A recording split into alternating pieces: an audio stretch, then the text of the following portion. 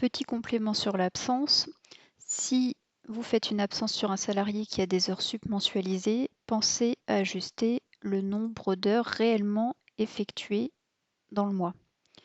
En cliquant ici, on descend, on va sur nombre HS effectué 25 exos et ici vous saisissez le nombre d'heures que le salarié a vraiment fait. Là, il était absent une semaine.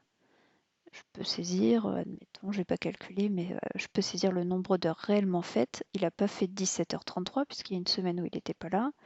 Donc je peux faire le calcul à la limite.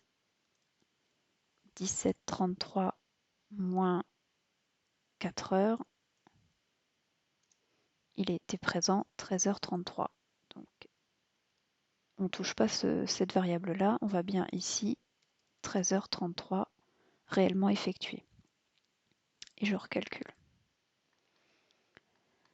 Ça a une influence. Donc il y a 4 heures non effectuées. Ça a une influence sur 2 lignes de cotisation, la ligne de CSG sur heures supplémentaires et la réduction des cotisations sur heures supplémentaires. C'est que ces 2 lignes-là.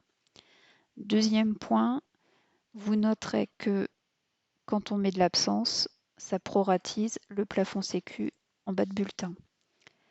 Donc, le plafond qui par défaut est à 3428. Ici, j'ai 5 jours d'absence, 5 jours calendaires, donc mon plafond est proratisé selon les 5 jours d'absence, quel que soit le type d'absence. Si je mets une absence sur tout le mois, j'aurai un plafond Sécu à 0 €. Le nombre de jours qu'il prend pour l'absence, c'est les dates de début et dates de fin. Donc peu importe si ici je mets 0 partout, même en heure, si je mets toutes mes heures et mes jours à 0, ça va changer mon haut de bulletin, mais ça ne va pas changer le calcul du plafond.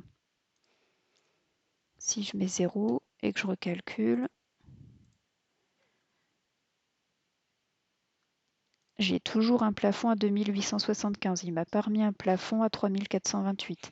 Parce que lui, ce qu'il considère, c'est qu'entre le 9 et le 13, il y a 5 jours calendaires. Donc il fait un prorata avec ces 5 jours d'absence calendaire. Peu importe ce qu'on a mis dans l'absence. Ça, c'est juste pour le plafond.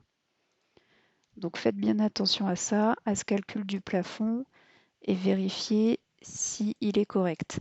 S'il n'est pas correct, dans les variables, vous pouvez chercher la variable plaf AR en vous mettant sur toutes les variables et forcer le plafond. Si là je dois avoir un plafond à 3428 par exemple, je peux forcer le plafond à 3428 si j'ai besoin. Je recalcule.